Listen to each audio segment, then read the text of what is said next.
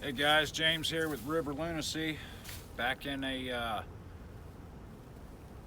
backwater type of area again, throwing some small baits, some cut skipjack, and some fillets off of a quillback. We got the water dropping like crazy. I mean, it's falling out. It's muddy, got boulders, mud on boulders. It's dangerous. Wasn't even sure if I was going to film tonight or not. I tried to, and actually had lost a fish right in the beginning of the intro. So start a new intro. If you see this, that means I guess we caught some fish. So stay tuned.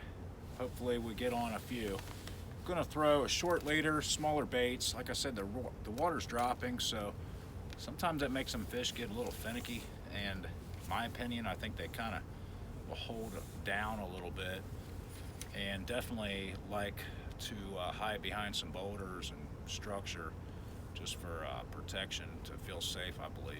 So I don't know, guys, hang in there. Let's see what happens.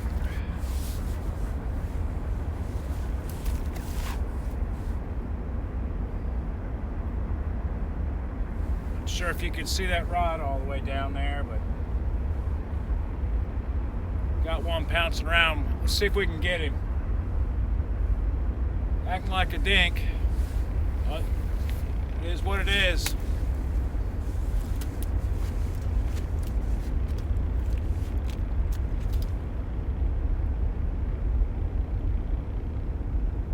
Come on, baby, take it down.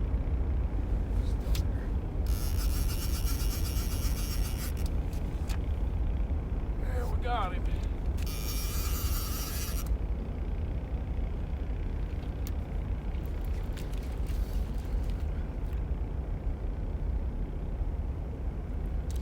I'm in the shot.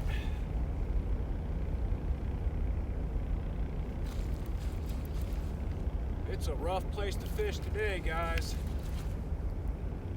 That current is just kicked up and changed on me.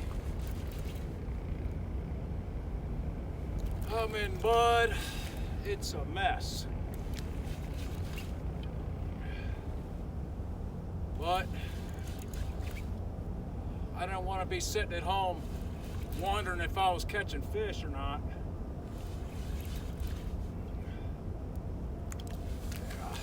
Can't tell if he's up or over. This other one, under, over. Probably going to be tangled. That's probably what's going to happen. Oh man. Come on, baby. Come on. Here we go. All right.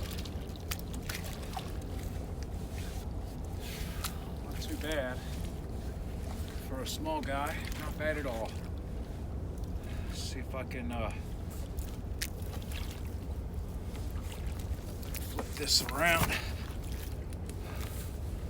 It's a mess, man.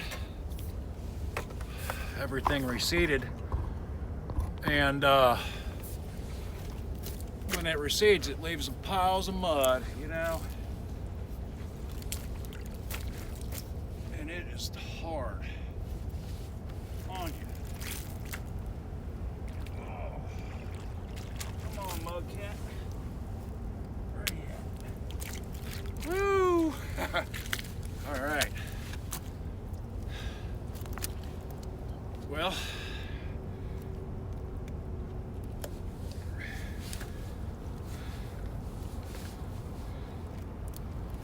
it's a nice little fat guy there.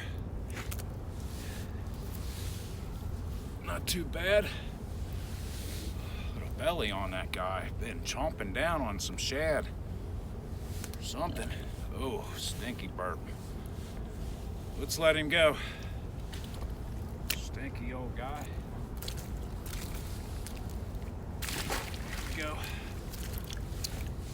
Well, we got one. That's good news. It's not totally shut down. It's been a while. That's the third notification I've had on my rods that there's something in here, and that one finally took it. Figured I'd be a little finicky. They usually are when you got a falling river. You got debris on the lines. It just makes things difficult. They feel that debris, it's all stuck, and they say, "Nah, I don't think I want to eat that." They know something's wrong with it. Is what I feel about it. Anyway, well, see if we can get another one.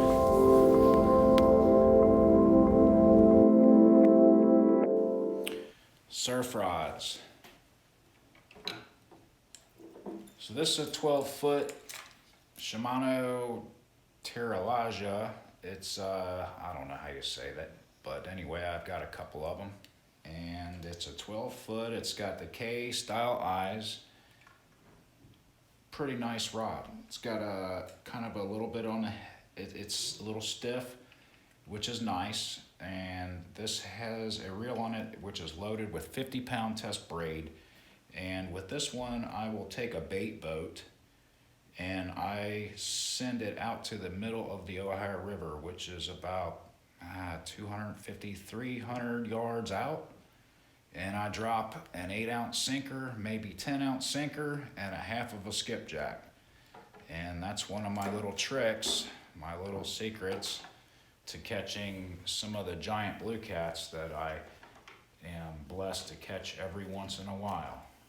Not all the time, but sometimes. Anyway, that's one thing that I do. That's mainly what that outfit is for. This is a Shimano Speedmaster Rod. It's got a big 757 Achius reel on it, which is loaded with 40-pound test mono. I'm not a real big fan of the big reels, but that's the only reason why I've got these.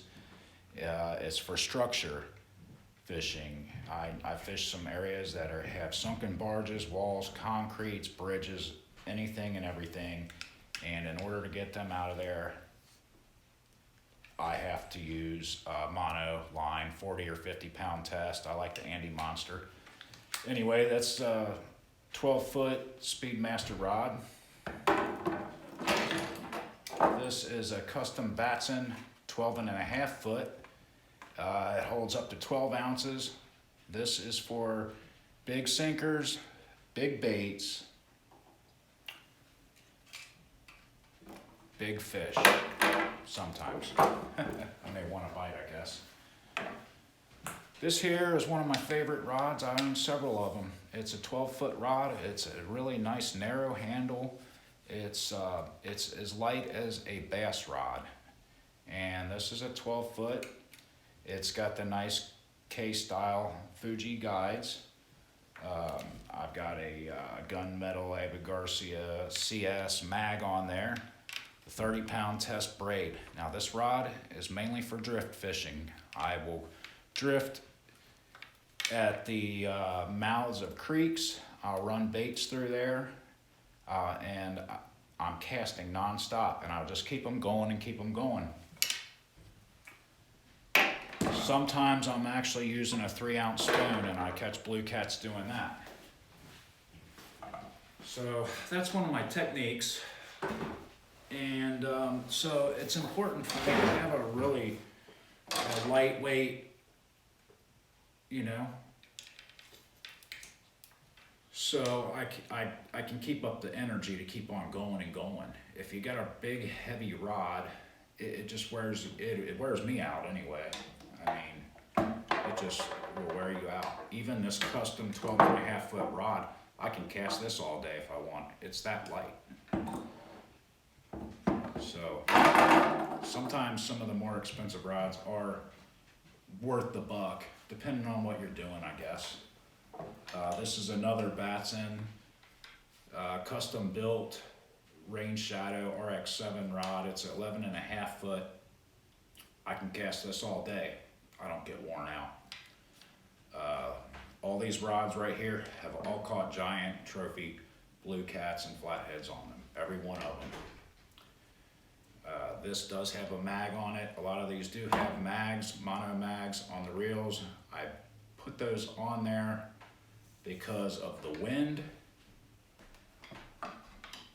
It'll help to knock out some of that fluff, keep things flying, and It also, casting a big heavy sinker a mile out in that river with a hand-sized chunk of bait, when it hits that water, if you have ever noticed on your reel, it'll loop around that guide right there. And that's because it's all so much force going on, and that mono mag will help with a whole lot of that. Doesn't make your reel perfect, but it does help a whole lot with backlashing and things like that. And I've been fishing for a very long time using bait casters. And I find that mono mag really helps me out, especially with the wind. Now, if I don't have wind, I'll have the mono mag all the way turned off. But if I start getting some fluff or some loops in my line, because what happens is that bait is flying and that wind is pulling the line this way, or I'm flying a bait towards that wind, then I can turn up that mono mag and it'll control some of that stuff for me. Anyway, this 11.5 foot rod is probably my favorite. It's a pretty stout rod. It still has enough to where it'll load up pretty good with even a 3 ounce. 5 ounce is perfect on this rod. And generally I don't go any less than a 3. Usually I stick around a 4 or 5. I like to cast depending on the current on the river. I generally use just between an 8 and a 12-inch leader with roll up between 7 and 10-aught circle hooks. I use all kinds of different circle hooks. I don't have one particular one. I do like to snell them hooks on.